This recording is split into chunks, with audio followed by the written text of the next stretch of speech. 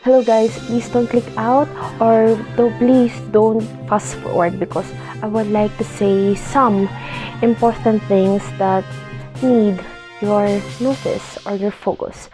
So, for sure, alam niyo naman yung nangyayari sa bansa natin, left, right, bugbog sarado ang Pilipinas guys, from COVID-19, tsaka sunod-sunod na bagyo.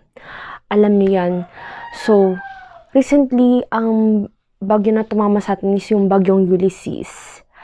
Kung nanonood kayo ng balita or kung taga Luzon kayo, for sure, alam nyo na natamaan tayo ng bagyo.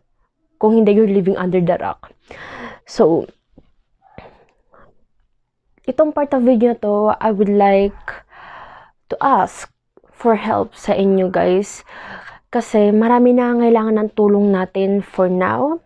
I know yung mga kamag-anak nga namin sa Bicol, yan, nabiktima lang sila nung nakarang bagyo na anyway, ibang story na yun.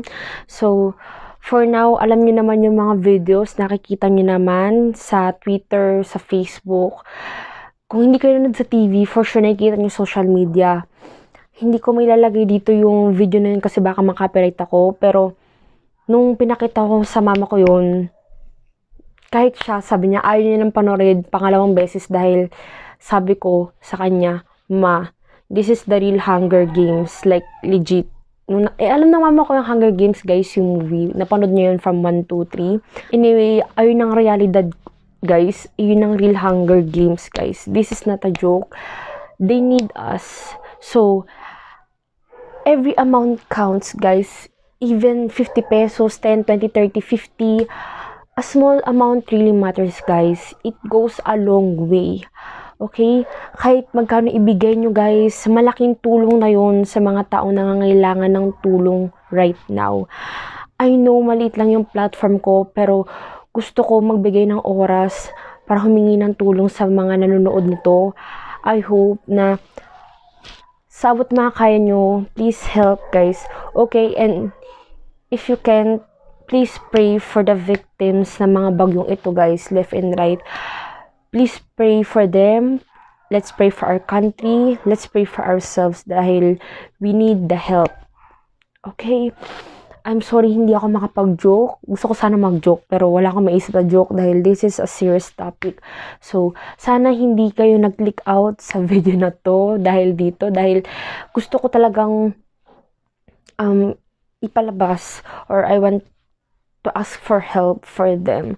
So, okay lang naman kung ayaw nyo dahil it's on your own volition. It's on your own choice, okay guys? Helping comes from your heart. From like the donation, it comes from your own free will, okay? Sabi ko nga, help, donate, don't scam, and don't post. And PS pala guys, kasi marami na ako nakikita sa social media yung mga nagbebenta ng books for a cause, yan. Marami dyan, for sure, legit yan guys. Pero yung iba dyan, nakikita ko, may mga scam pala na ginagawa lang nila yon for marketing strategy para makapagbenta sila ng mabilis. Like, that sucks. Kung ayaw nyo tumulong, wag na kayo manloko, okay? Wag nyo gamitin yung bad experiences ng ibang tao para kumita lang kayo ng pera. The audacity, shameless, okay? Huwag kayong ganyan. Marami na nga nahihirapan na tao ngayon tapos gusto nyo pang lumamang, gusto nyo pang umabuso. This is not the right time. Marami nang walang trabaho, marami nang nawala ng bahay, maraming namatay yung pamilya, tapos naging scam pa kayo. Like, the shame. Alam nyo, wala man lang nakakakita sa inyo, pero sabi nga ng mama ko, ang Diyos, lagi nakatingin sa inyo.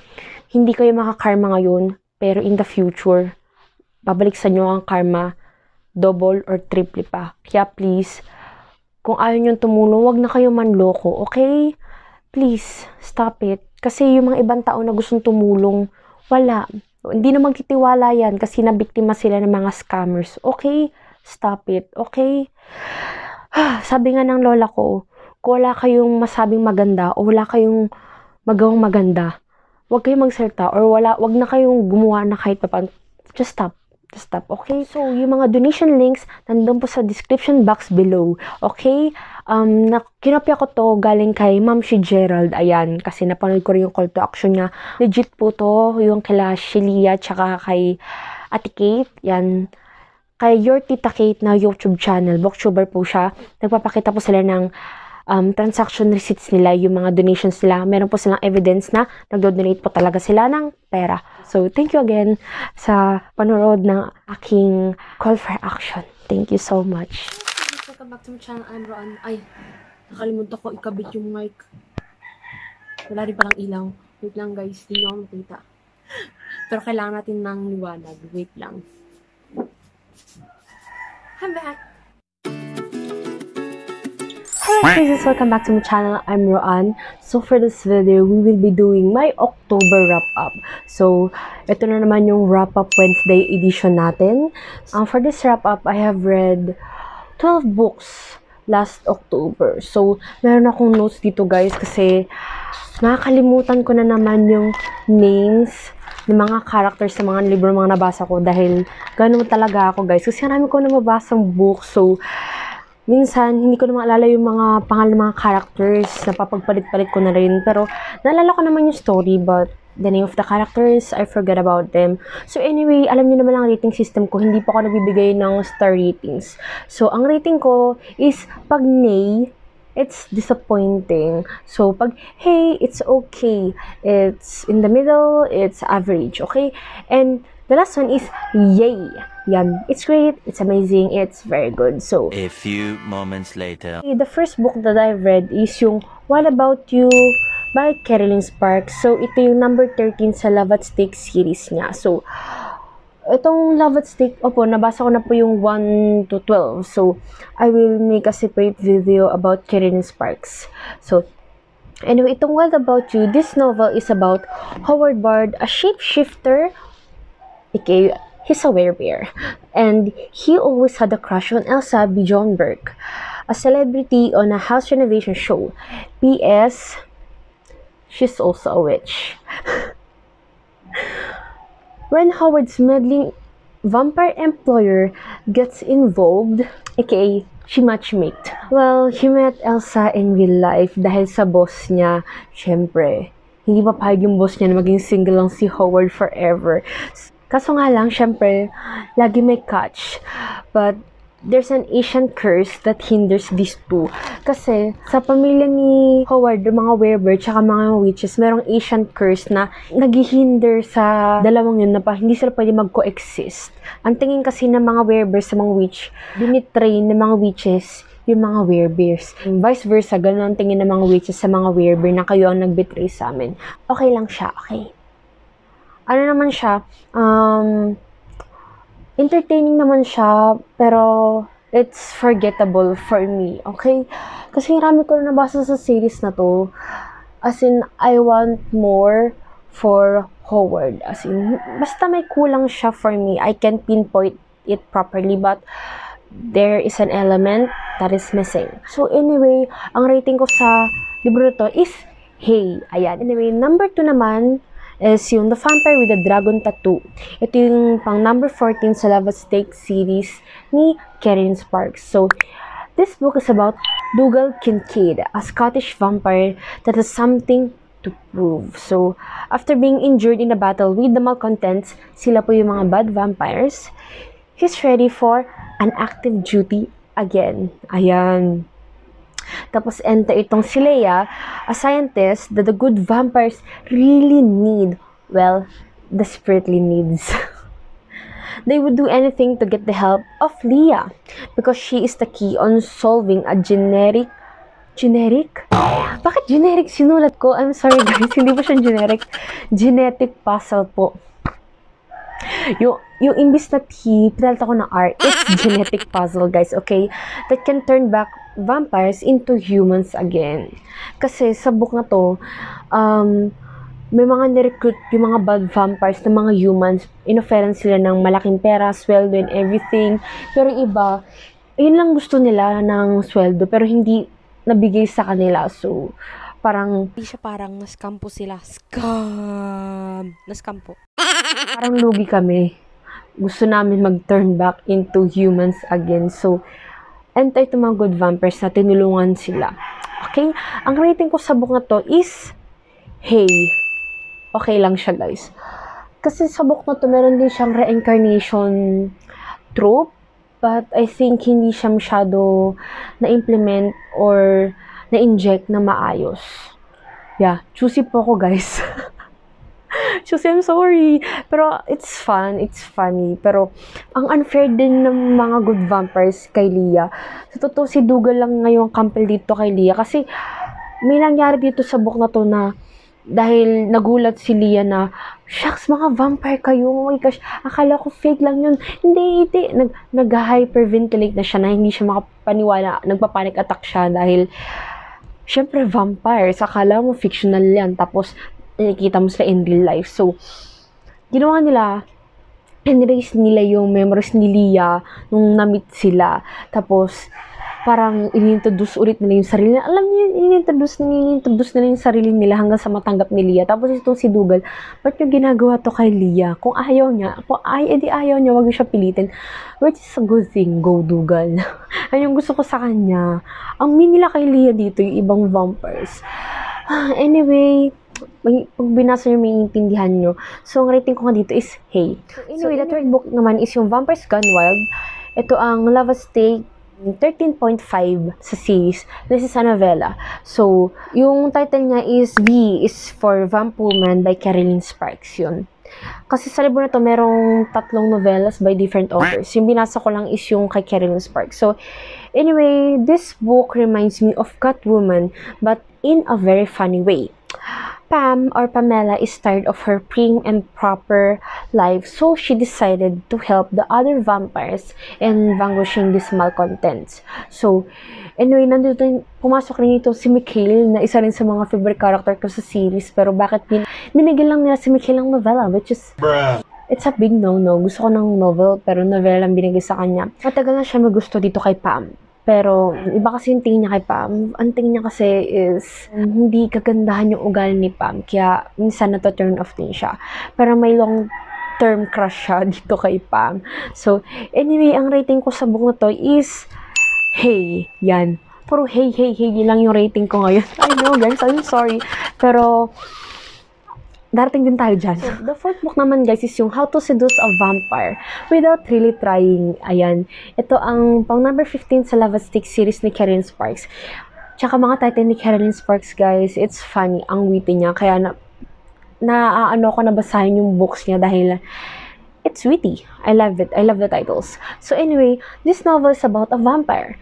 Zoltan Jakvar. Alam niyo na, guys, bakit kailangan ko ng notes, okay? He is on the hunt for the truth about his father's death. He's been searching since 1241. Guys, ang tagal na sobra. So, he also can talk to animals. He's the live version of a Disney prince. Okay, lalaki po siya. So, he's a Disney prince. But during his searching trip, he's attacked by Neona, a warrior. But Neona's tribe is keeping a big secret, and they are also protecting something that the bad guys should not find about.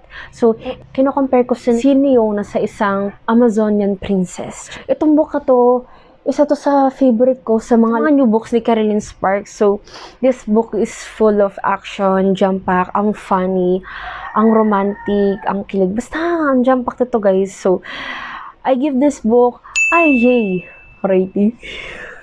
Sa wakas, may yay rating na rin. The fifth book is yung Crouching Tiger, Forbidden Vampire. Ito ang last book sa Love at Stake series. Ito yung pang number 16.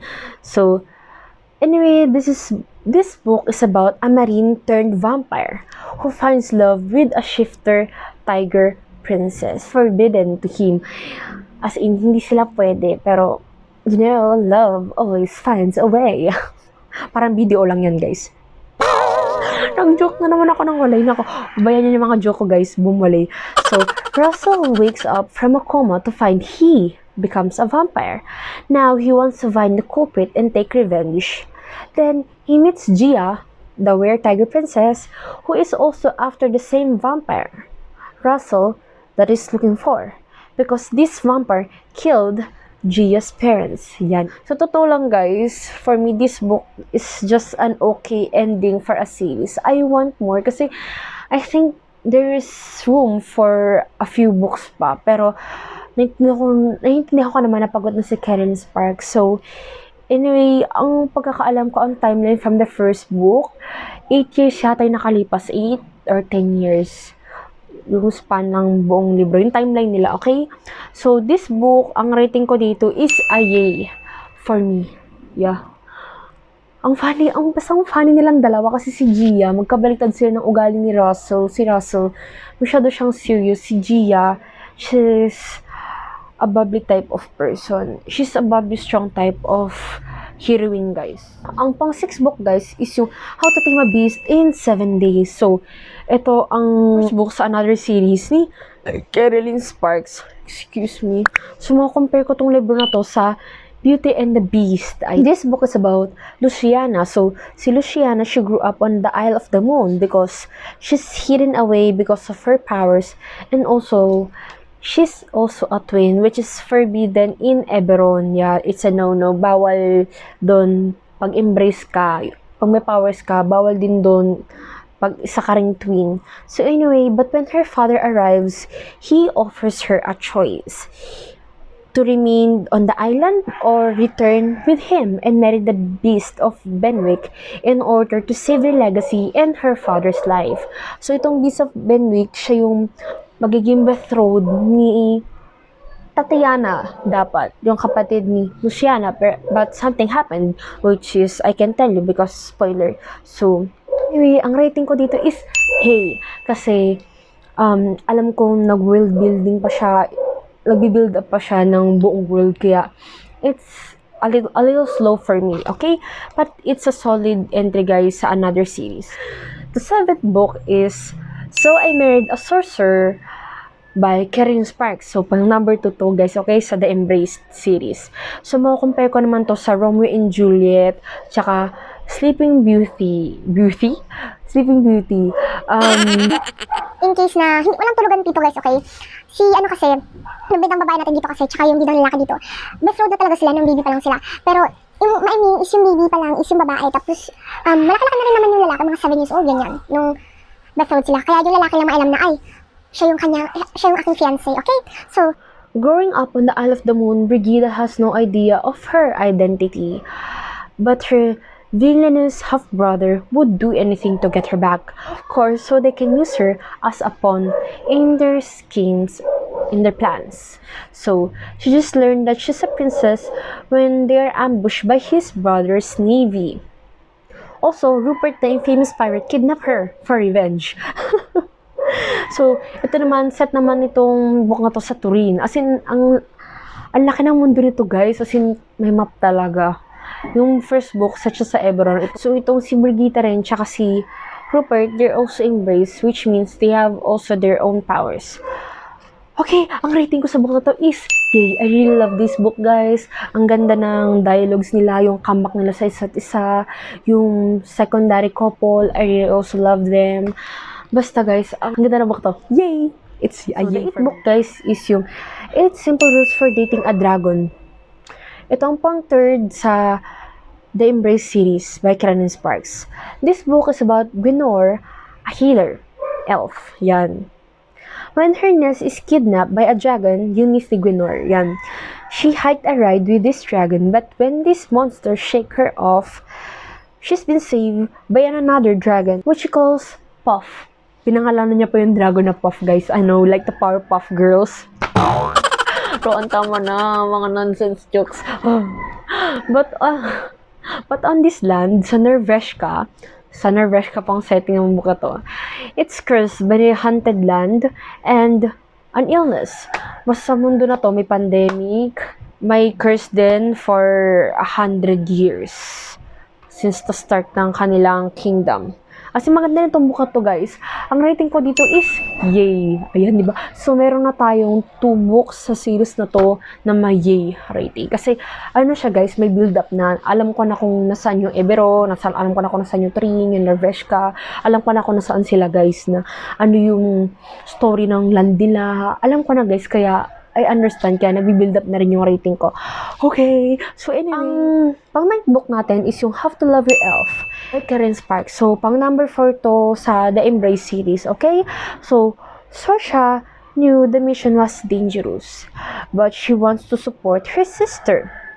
But it backfired because she was taken as a hostage instead. Okay, itong si Saoirse, kapatid niya si Gwenor, si Brigitte, tsaka si Luciana sa mga previous book. Ano sila? Adopted sisters kasi pare-para silang lumaki sa Isle of the Moon dun sa convent.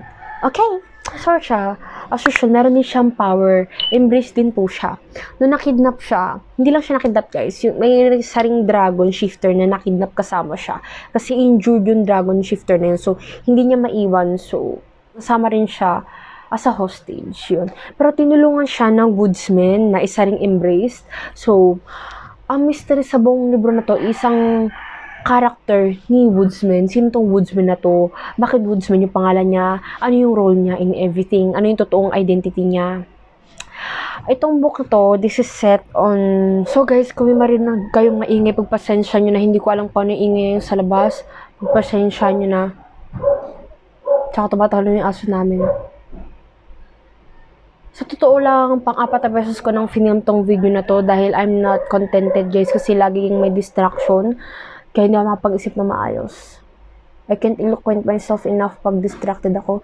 So anyway guys, yung land... Tayong distracted ako. So, nakaset naman to book na to sa Woodwind. Ayan, di ba? Obvious naman, Woodsman, Woodwind. Okay. Sa Woodwind, okay. Bibigay ko tong book na to na rating lang na hey, ayan. Kasi I'm bored sa totoo lang sa book na to. The 10th book guys is yung The Siren and the Deep Blue Sea. Ito ang pang-5 sa The Embrace series. Ito rin yung last book guys, okay? So, by Karen Sparks. So, book na to, ang bida natin is si Maeve. So, si Maeve is the most powerful out of her 5 sisters. Tsaka si Brody. Brody is a cursed shapeshifter and also he can only remain in his original form for 2 hours a day. So, ayan, ikikwento ko tong book to. So, si Brody, tsaka si Maeve, matagal na silang inutudo sa book. Simula pa lang, kilala natin sila. Tapos, binibuild up yung character nila as the time goes on. Itong si Maeve, tsaka si Brody talaga, may mutual understanding itong dalawang to. So, I know, ang nakakatawa yung nickname ni Brody, pero hindi pa yun yung totoong name niya. This is just his nickname kasi pag sinabi ko yung totoong pangalan niya, big spoiler, okay? Dito natin malalaman yung background story ni Brody, kung saan talaga siya nanggaling, kung ano nangyari din sa kanya, at saka yung totoong identity ni Maeve, kung sino totoong magulang niya, ano ba nangyari sa kanya. So, hindi ko may introduce ng maigi itong libro na to dahil masaspoil ko yung 4 na books, okay? Sa big climax ng 4 books na to, 5 books, I mean. Anyway, this book, I love this book so much. Ang rating ko dito is yay. Yan. I give this book a yay rating. Pang 11 naman is Famine by Laura Tolosa. I love this book so much. So, itong book to, this is the 3rd book sa The Horseman series. So, this book is also one of my most awaited book this 2020. Ito, isa to.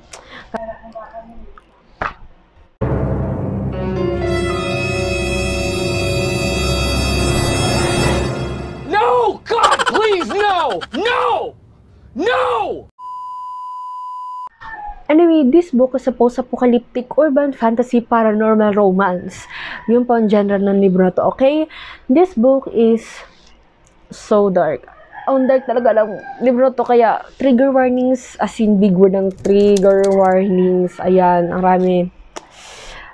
So, this book is about Ana da Silva. So, si Ana da Silva, isa siyang prostitute. So, she doesn't choose at first na maging prostitute. She just choose to be a prostitute to survive, guys. Okay? Sa mundong to, syempre po sa apocalyptic, to die or to survive, yun ang choice lang sa mundong to. So, si Ana da Silva, she once saved Famine, but he doesn't remember her anymore. So, 5 years ago, niligtas ni Ana da Silva to si Famine sa certain death. As in, natitira na lang sa kanya yung upper body niya. As in, wala na nito, wala na yung arms niya. pero niligtas niya pa rin kasi naawa siya. Alam niyo yun, it's a human trait, empathy. So, tinulungan niyang gumaling itong si Famine. But, It backfired in her face. It backfired. dahil pinatay ni Famine yung village niya. So, ang natira lang is si Anna. Tapos, gusto sana isama ni Famine itong si Anna sa kanyang mission sa pag-destroy ng ibang parts ng world. Pero sabi ni Anna, ayaw niya because you're an evil person. You're the devil. Ayan. Kaya sabi niya, ayaw niya. Kasi ayaw niya yung makita yung destruction ng mga ibang lugar. So, she decided na to part ways with Famine. Anyway, at present, kasi ang pacing ng libro to, pabalik sa past, tapos pabalik ng present. So, na-meet niya ulit itong si Famine nung prostitute na siya kasi niyo-offer siya kay Famine as a gift. Siyempre, para hindi sila tsugiin. So, itong another village na to, but nag-backfire ulit sa kanya. So, may nangyari sa kanya na hindi maganda.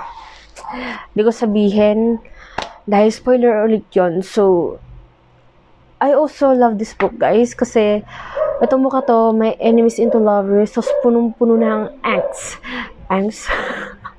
Tsaka slow burn romance. Tsaka itong bida natin, he's an anti-hero, guys.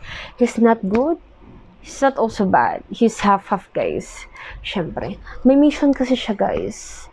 So, anyway, kung gusto ng anti-hero kind ng male protagonist, ito guys, basahin yung libro na to. So, ang rating ko sa book na to is yay. Okay guys, it's a yay for me. Hihintayin ko pa for 2021 yung last book about kay Death. Thanatos ba? 2021 pa, Laura Talaso ay. Sa totoo lang, gusto ko sana basahin yung book na to in audiobook, pero hindi ako makapaghintay. So, I just get it sa ebook. Hindi ako makapaghintay sa physical book. Tsaka sa audiobook. Nang-ebook na lang ako, guys. Guys, talaga kung gusto niyo ng dark and gritty type ng adult romance, post-apocalyptic, basahin niyo po yung The Four Horsemen series ni Laura Thalassa. Okay, nabasa ko na po siya simula ng book 1, book 2, book 3. Isa na lang po. Libro na kulang ko. Next year pa yun. The last book, guys, sa wrap-up na to is yung Ice Planet Barbarian ni Ruby Dixon. So, this is the first book then from the Ice Planet Barbarians. Ayan. So, this is the start of a science fiction adult romance series. Ayan. May trigger warnings din dito, guys, kasi merong sexual assault, which is I am not comfortable in reading it, guys. Kasi no one deserves to experience sexual assault. Kung babae ka man o lalaki, no one deserves that. So, this book is about Georgie, one of the human females that is abducted by the aliens as a cargo or product to be sold to the other planets. But because there's a ship trouble, they are left on an icy planet. Ayun yung summary, guys. So, itong si Georgie, she is the stand-in leader ng mga human females dahil mga babae lang yung mga kinidnap. Nasa yung equality, bakit babae lang yung kinidnap nyo? Anyway, she's the one who also planned to fight the jerk aliens, guys. Okay? Kaya siya yung piniling leader ng mga babae dito. So, she's also the one who found the leader of the native tribe, si Vectal. So, and also, he has a thing for her, okay? He has the hots for Georgie, okay? So, ito mga aliens na to, they are blue-horned aliens. So, noong una ko nabasa yun, sabi ko, oh, Smurfs and Avatar. But, yummy. Okay. Parang kadiri yun. God. No, erase yun, guys, no. Tsaka, bago ko pala makalimutan, naalala ko din, habang binabasa ko yung series na to, sabi ko, this book is perfect for Smotify talaga. Smotify, perfect to sa kanila. Sa book 6 na nga ako eh.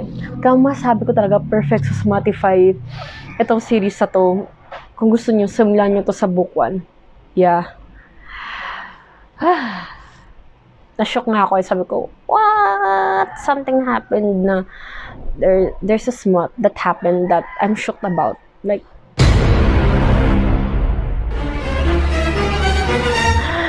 Mamshi Gerald, alam na. So, dito natapos ang ating October wrap-up, guys. I hope you have watched until the end. I'm sorry, guys, kung this is a little bit boring. I'm sorry, okay?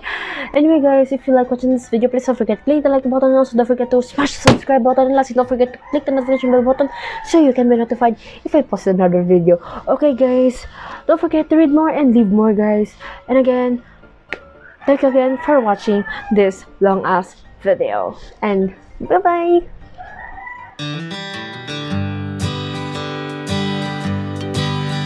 Back and forth, oh, I don't understand.